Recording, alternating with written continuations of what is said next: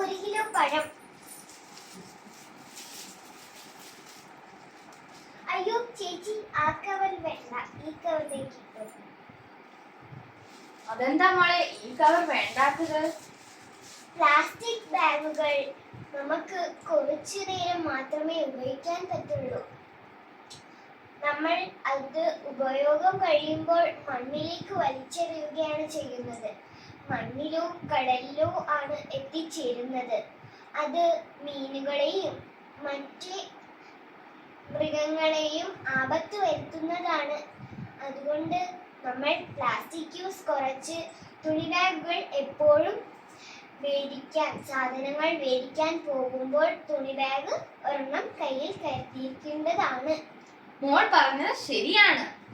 ഇന്ന് July 3 international plastic bag free day. നമ്മൾ എല്ലാവരും ഇപ്പോഴും പ്ലാസ്റ്റിക് ബാഗുകൾ ഉപയോഗിക്കുന്നവരാണ്. എന്നാൽ ഇന്ത്യ ഒട്ടാകെ 2022 ജൂലൈയിൽ പ്ലാസ്റ്റിക് ബാഗുകൾ 50 മൈക്രോണിൽ താഴെയുള്ള ബാഗുകൾ ഉൾപ്പെടെ നിരോധിക്കപ്പെട്ടതാണ്. അതുപോലെ ഇത്തരത്തിലുള്ള 50 മൈക്രോണിൽ താഴെയുള്ള കവറുകൾ നമുക്ക് റീസൈക്കിൾ ചെയ്യാൻ സാധിക്കുന്നതല്ല. അതുകൊണ്ട് കൂട്ടുകാരെ, നിങ്ങൾ എല്ലാവരും ഇനി കടയിൽ പോകുമ്പോൾ നിങ്ങളുടെ കയ്യിൽ ഒരു തുണി cover കരുതുമല്ലോ. Say no to single-use plastic bags.